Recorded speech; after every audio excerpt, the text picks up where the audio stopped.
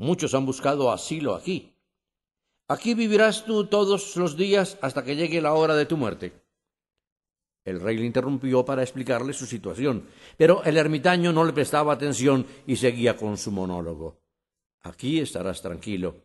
Nadie encontrará tu refugio para molestarte con ruegos de que regreses a tu palacio. Te alimentarás de mendrugos y de hierbas y te azotarás a diario para purificar tu alma. Cállate de una vez, dijo Eduardo en voz alta y con mucha energía.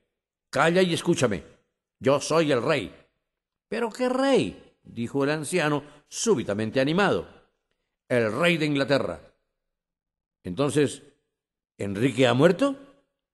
Sí, así es. Yo soy su hijo. El ermitaño levantó el entrecejo, crispó su huesuda mano con energía vengativa, se quedó un instante en silencio respirando fuerte y tragando saliva, y dijo con voz sombría y baja: ¿Sabes que él nos dejó sin casa ni hogar en este mundo, a mí y a mi orden? Agotado por los incidentes del día, Eduardo se había quedado dormido, sentado ante la mesa. Duerme, dijo el ermitaño. Una luz siniestra asomaba a sus ojos. Duerme, tu corazón es feliz. Nada podría ser mejor. Con gran prisa, el ermitaño buscó entre sus cosas hasta que encontró un enorme cuchillo. Enseguida, con mucha calma y lentamente, levantó al niño de la banca y lo tendió en la cama. Después se puso a afilar el cuchillo junto al fuego. Echando miradas hacia el lecho, decía en voz baja: su padre nos hizo mucho daño. De no ser por él, yo sería el Papa.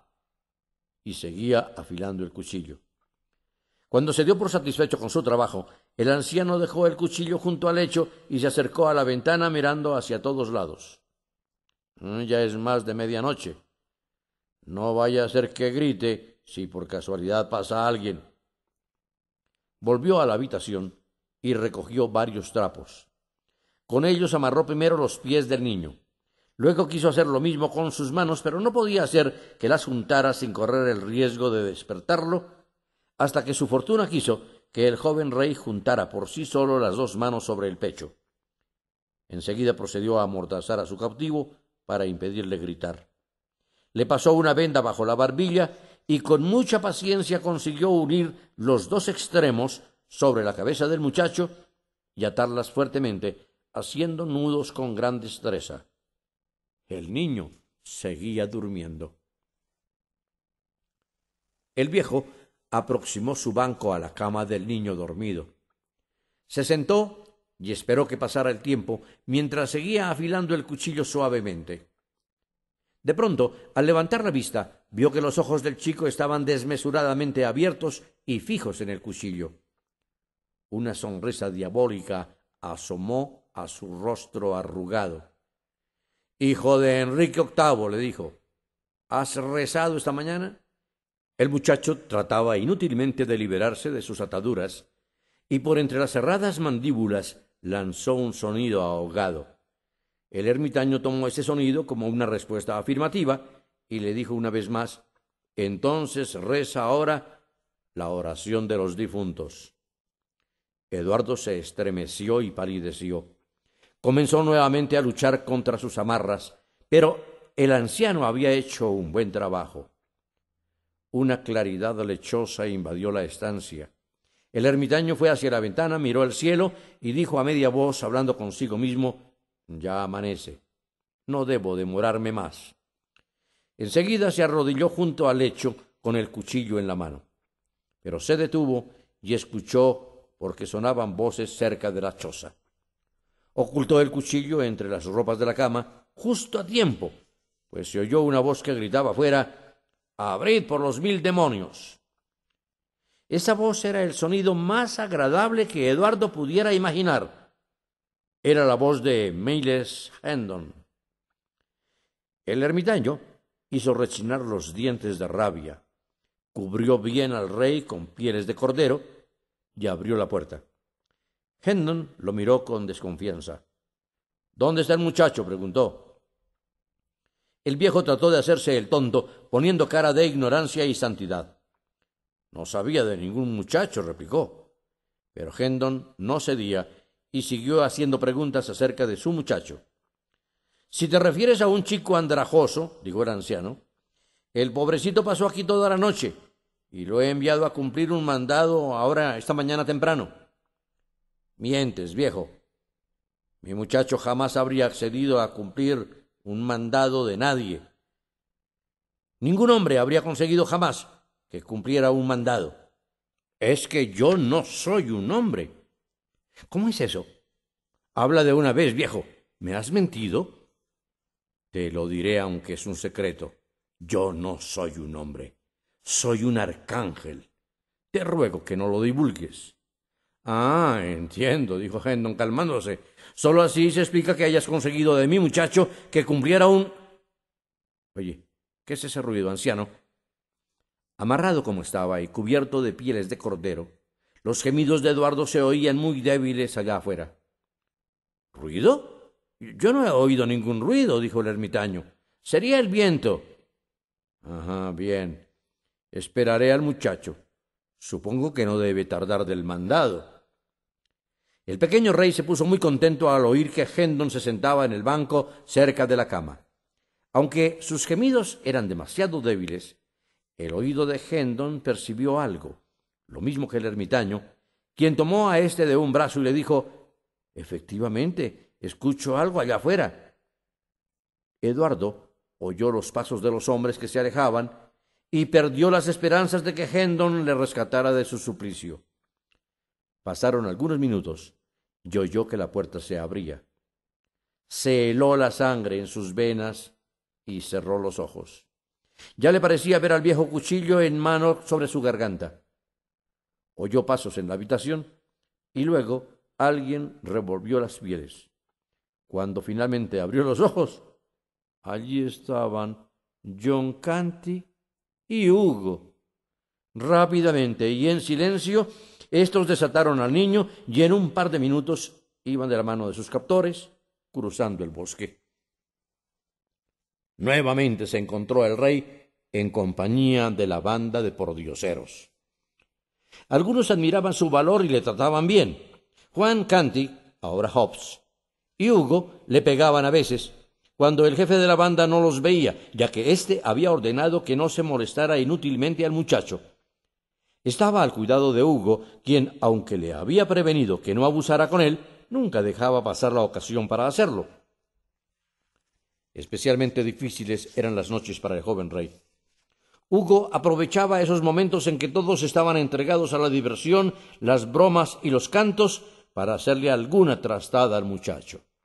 Una noche, fingiendo que no se daba cuenta, Hugo pasó 2 veces pisándole los pies al joven rey y el niño lo ignoró. Pero cuando trató de hacerlo por tercera vez, Eduardo lo derribó al suelo de un garrotazo ante la alegría de la tribu. Frenético de rabia y de vergüenza, Hugo tomó un garrote y se arrojó sobre el muchacho. De inmediato la banda hizo un ruedo en torno a ellos. Hugo nada pudo hacer contra la destreza que exhibía el príncipe, que había tenido como maestros a los mejores espadachines de Europa en toda clase de estocadas y ataques. El joven rey, muy alerta y con gran soltura, paraba con elegancia la lluvia de golpes que le lanzaba Hugo y aprovechaba cada ocasión que éste le presentaba para descargarle un garrotazo como un rayo sobre la cabeza. 10 minutos después, abandonó la lucha apaleado, magullado y blanco de las burlas de sus compañeros, que aplaudían cuando el muchacho lo golpeaba. De pronto, el joven rey se encontró subido en los hombros de los vagabundos, que lo sentaron en un sitio de honor junto al jefe, donde fue coronado rey de los gallos, declarándole abolido su título anterior. El jefe y algunos otros de la banda sentían una cierta admiración por el muchacho, que no dejaba de intentar huir y a quien no había sido posible obligar a robar ni mendigar. Hugo planeaba su venganza en silencio. Su oportunidad se presentó una mañana en que salieron a recorrer las calles de un pueblo vecino. Estaba rumiando sus planes cuando apareció, doblando una esquina, una corpulenta señora cargando un gran paquete. Hugo vio de inmediato que ahí estaba la ocasión soñada. «Espera a que vuelva», le dijo al niño, y fue cautelosamente detrás de su víctima. Hugo sorprendió a la mujer arrebatándole el paquete desde atrás y envolviendo éste en una manta, corrió hacia donde le esperaba el niño. Sin detenerse le gritó: «¡Corre detrás de mí!», pidiendo socorro y gritando: «¡Al ladrón! ¡Agarren al ladrón!», y le pasó el paquete al muchacho. El niño dejó caer el bulto, ofendido, en el preciso instante en que la mujer llegaba a su lado. Esta agarró al muchacho de una muñeca y él trataba de soltarse mientras decía: «¡Suéltame, necia criatura! No he sido yo quien te ha robado». Un gentío se agrupó alrededor de ellos, amenazando e insultando al rey. Un robusto herrero quiso lanzarse sobre el muchacho para darle una paliza, pero en ese mismo instante relumbró el acero de una espada que cayó de plano sobre el brazo del hombre. «Veamos», dijo el hombre de la espada, «este no es asunto para resolverlo con golpes. Suelta la mano del niño, mujer. Yo lo llevaré para que lo decida la justicia». Alegando, la mujer soltó al rey. La ayudaron a recoger su paquete, que estaba tirado en el suelo, y el herrero se marchó sobándose el brazo donde había caído la espada. «Mucho has tardado, Sir Miles», dijo el niño, «pero de todas maneras llegaste a tiempo».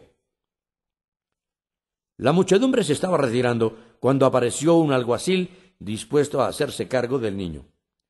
Hendon le detuvo antes de que el joven rey saliera con alguna de sus frases y le dijo: «No hace falta que lo sujetes. Él irá pacíficamente conmigo. Tú camina y muéstranos el camino». Hendon advirtió de inmediato que el joven rey estaba furioso.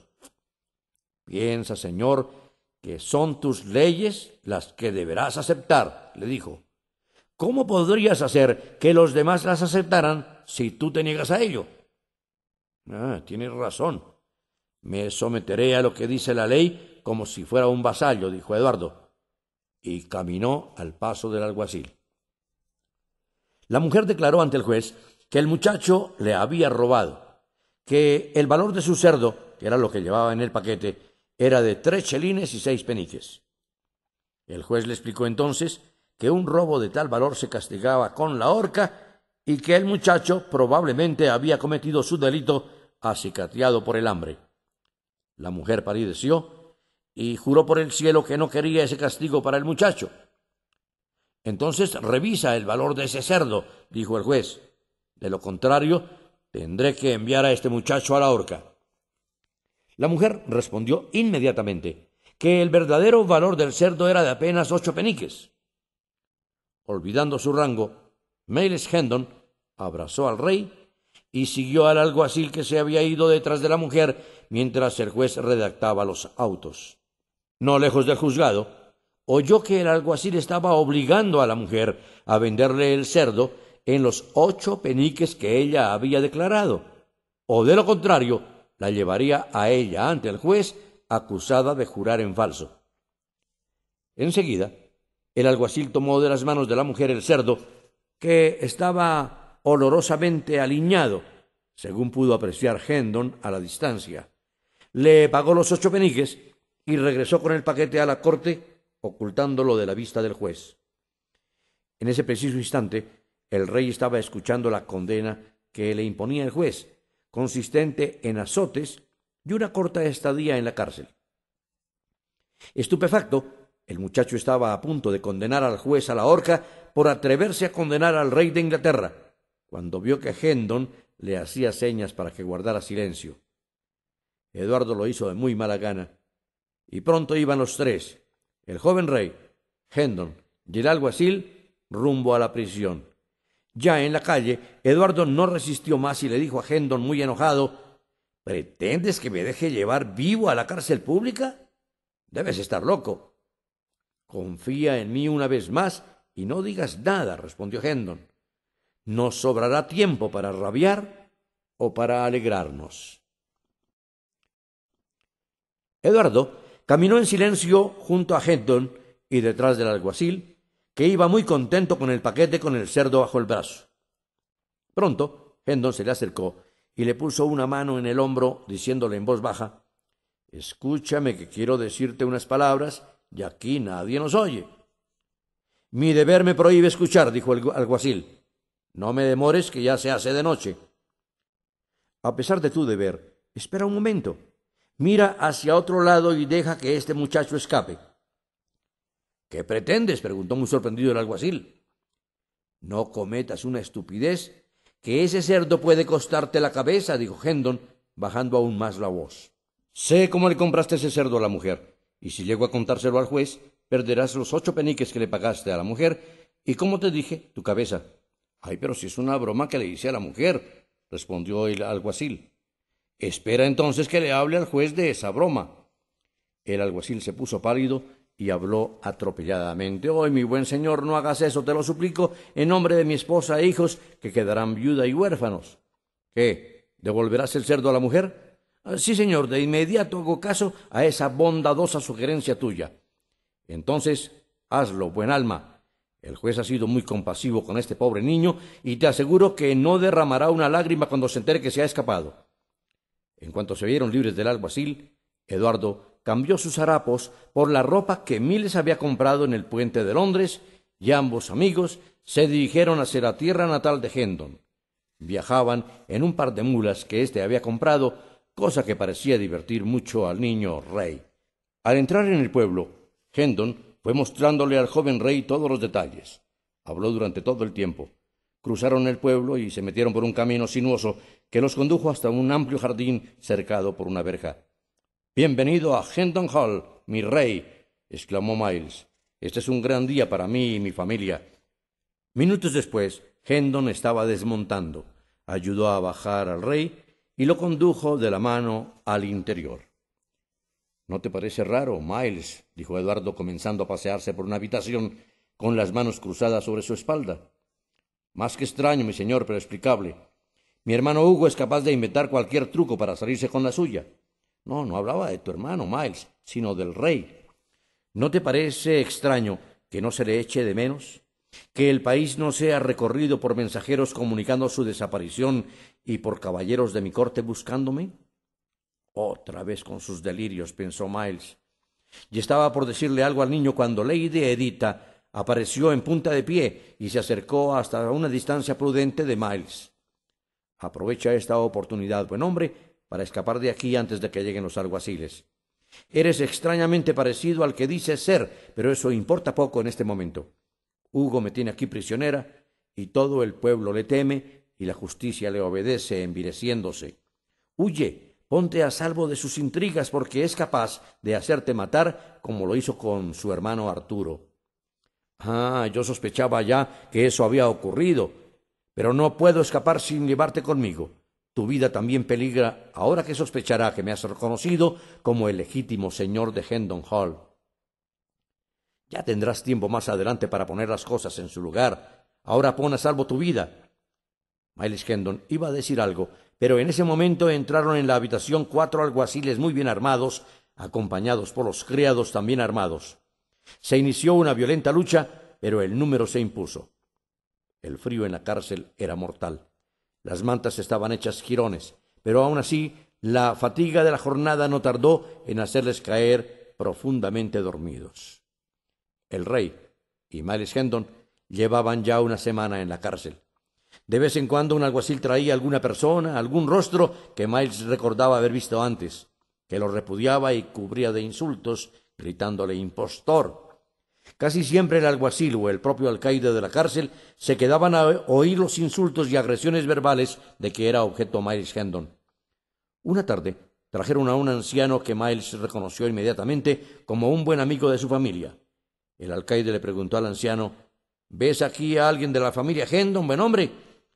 Miles sonreía, mientras el pobre viejo se acercaba para mirarle a los ojos. De inmediato el viejo se apartó de la reja de hierro, gritando las peores groserías. Al alcaide le dio un ataque de risa y se marchó a su despacho. En cuanto la puerta de hierro se cerró a sus espaldas, el anciano se acercó de nuevo a la reja y exclamó: «Alabado sea el Señor, Sir Miles. Yo mismo busqué la oportunidad para entrar aquí a verte. Tu hermano Hugo es un canalla aún peor de lo que imaginas. Desde que llegó esa famosa carta que él dijo estaba escrita de tu puño y letra, Su comportamiento ha sido extremadamente cruel. Tu padre murió de dolor con la noticia de tu muerte, pero tu hermano Arturo y muchos amigos que tenías entre la servidumbre y en el pueblo sufrieron los peores tormentos antes de que Hugo saciara su crueldad. Pero no quiero aburrirte con esas historias, ya que te enterarás de ellas a su debido tiempo. Yo saldré a anunciar la verdad aunque me cueste la vida. No, no harás nada de eso, mi querido Andrews, porque no servirías a mi causa y en cambio te perjudicarías tú. Me has devuelto el alma al cuerpo. Tengo que encontrar un modo de salir de aquí. Así es, le interrumpió el rey, que veía horrorizado el tratamiento que se le daba a su amigo y a los restantes presos de la cárcel. Tienes que encontrar una manera de salir de aquí, porque muy pronto deberán coronar al nuevo rey y yo sigo aquí contigo.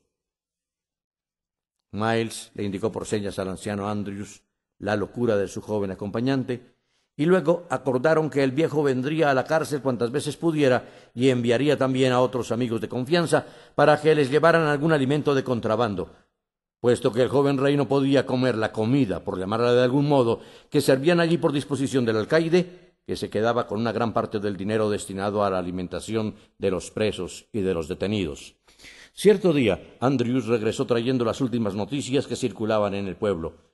Corre el rumor de que el rey está loco, pero por Dios, no digas que se te lo he contado, porque aseguran que el hablar de este tema se castiga con la muerte. No, el rey no está loco, interrumpió Eduardo, y te será de mucho provecho no volver a tocar ese tema, porque se trata sin duda de un rumor sedicioso. El anciano Andrews tenía aún otras noticias que contar. El difunto rey será enterrado en Windsor dentro de unos días, y el nuevo rey, todavía niño, será coronado el día 20. Me parece que primero tendrán que encontrarlo, dijo muy seriamente su majestad. El joven Eduardo sacó muchas lecciones de sus días en la cárcel. Conoció la inhumanidad con que se castigaban algunas faltas menores, como no profesar la religión anglicana impuesta por Enrique VIII, o hurtos de menor cuantía que se castigaban cortándole las orejas al ladrón y con la pena de muerte si se trataba de reincidencia. Mientras tanto, en el palacio también habían comenzado los preparativos para la ceremonia. Lo mismo ocurría en la abadía de Westminster, donde unos 500 criados cumplían órdenes diversas, encendiendo lámparas y disponiendo el lugar para la ceremonia. Tomás Canty había progresado notablemente en su comportamiento. El corazón del niño se emocionó tanto que estuvo a punto de soltar las lágrimas. Todos estos portentos y maravillas son para recibirme a mí, se decía Tomás, arrojando de tanto en tanto un puñado de monedas especialmente acuñadas para la ocasión, destinadas a los pobres, que también tenían su lugar en la muchedumbre que le aclamaba. De pronto, cuando se disponía a arrojar un puñado de monedas a un centenar de manos estiradas, vio las manos de su madre. Había reconocido a su madre. No pudo evitar llevarse las manos a la cara para cubrirse los ojos. La mujer vio al niño con las palmas de las manos vueltas hacia afuera, como siempre hacía su hijo para protegerse de los golpes de John Canty o de la abuela, y gritó con todas sus fuerzas: «¡Mi hijo! ¡Hijo de mi alma!». Pero su grito desgarrador fue ahogado por miles de voces que gritaban a un tiempo: «¡Una limosna! ¡Una limosna! ¡Viva Eduardo de Inglaterra!». Era un coro que cubría todas las otras voces. Tomás lo oyó en el momento en que estaba a punto de decir con un hilo de voz: «No te conozco, mujer». El corazón de Tomás había experimentado un vuelco, pero él estaba destinado a continuar en el cortejo hacia la abadía de Westminster para ser coronado rey de los ingleses. «Oh, amado soberano», oyó Tomás que le decía el duque, su protector, «desecha ese ánimo, que el pueblo no te vea triste. Sigue al detalle el ceremonial que tanto ensayamos». «Era mi madre», oyó el duque decir al joven rey. «Dios mío», gimió el duque protector, «¿ha sido esa mendiga? Se ha vuelto loco otra vez». Dejando de lado estos incidentes, el ceremonial continuaba con todo su brillo. Una música triunfal anunció la llegada del niño rey a su destino. Un himno de impresionante belleza llenó la abadía con sus hermosas notas. Precedido por una interminable doble hilera de lores y nobles, Tomás Canty entró en la abadía y fue conducido al trono. Se aproximaba el momento final. El arzobispo de Canterbury levantó de su cojín la corona de Inglaterra y la sostuvo sobre la cabeza del niño, que temblaba de emoción y sentimientos encontrados. En ese momento nadie se fijó en un niño vestido con ropas plebeyas que se abría paso entre la concurrencia. El niño levantó la mano con una solemnidad que no concordaba con su triste aspecto y pronunció estas palabras: «No pongan la corona de Inglaterra sobre esa cabeza, porque yo soy el rey».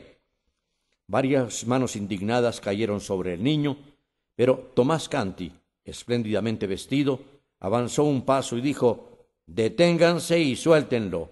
Sí, él es el rey». El duque se aproximó a los niños y los miró alternamente. El parecido de los rostros y del porte eran asombrosamente inquietantes. «¡Qué extraño parecido!», dijo finalmente. Tomás Canty sintió un tremendo alivio en su corazón y empezó a explicar, antes de que lo hiciera Eduardo, cómo se había producido la equivocación. Mostró las marcas de la herida en la mano que le había provocado el soldado, a quien el príncipe, vestido con sus harapos, había salido a reprender. La historia fue confirmada por Eduardo, quien agregaba detalles de la vida palaciega y de su padre Enrique VIII, que Tomás naturalmente desconocía. «Tenemos un problema que posiblemente resuelva este dilema», dijo el Lord Protector: «el sello. No hemos podido encontrar el sello de su Majestad. Tal vez tú nos puedas decir dónde lo dejaste». Eduardo quedó pensativo. Tomás Canty le miraba con una gran ansiedad. Eduardo no respondía.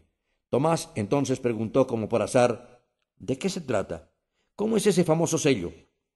En cuanto se lo empezaron a describir, sus ojos se llenaron de alegría. «Corred, mi buen lord, se encuentra colgado en la armadura que hay en en el escritorio de su Majestad». En un instante, como llevado por el viento, el Lord Protector corrió al palacio. Al regresar, su rostro revelaba una alegría incontenible. En sus manos estaba el sello. «¿Cómo sabías tú dónde estaba?», preguntó Eduardo. Tomás se enrojeció. Por último dijo con voz que apenas se oía: «Cuando su Majestad salió a reprender al guardia, lo dejó en un rincón y yo lo he estado usando para partir nueces». Se escuchó un murmullo que recorría la concurrencia, que había asistido admirada a estos hechos. Lord St. John levantó el sello para que todos pudieran verlo y un grito atronador llenó la abadía: «¡Viva el verdadero rey!». Tomás abrazó a Eduardo, se quitó la capa y se la puso al joven rey, que se dejaba atender como le correspondía. El arzobispo de Canterbury tomó de nuevo la corona y la colocó sobre la cabeza del que era su dueño por nacimiento. Volvieron a tronar los cañones y la muchedumbre que llenaba la abadía estalló en vítores. Eduardo, rey de Inglaterra, se había sentado en su trono coronado. En medio de la alegría de los asistentes, apenas se advirtió que entraba un soldado pobremente vestido, que fue detenido por los guardias cuando se hallaba a pocos pasos de la tarima, en cuyo trono estaba sentado el muchacho loco, vestido con una capa y las ropas que él le había comprado. El soldado no podía creer lo que sus ojos veían. «Suelten», le dijo en ese momento el niño rey. «Es un buen amigo que me ha servido durante este tiempo en que estuve desaparecido de palacio». A Miles Hendon se le ocurrió entonces algo que hubiera podido costarle la cabeza si el rey hubiera olvidado su promesa. Tomó una silla que se encontraba a un lado del trono, la colocó junto al niño y, sonriéndole, se sentó. Los concurrentes no podían creer en semejante atrevimiento, en semejante ofensa al joven rey. Pero fue éste precisamente quien calmó los ánimos diciendo: «Sabed que es mi decisión que los descendientes de Miles Hendon, una vez que se les restituyan sus bienes y pertenencias, convertido en el duque de Kent, tengan el privilegio de sentarse en presencia del rey de Inglaterra». Miles Hendon desbordaba alegría. Nada mejor podía haberle pasado en su vida que el gesto de rescatar al andrajoso niño y cuidarle y servirle como lo había hecho. Cierto es que el rey Eduardo VI tuvo un reinado muy breve.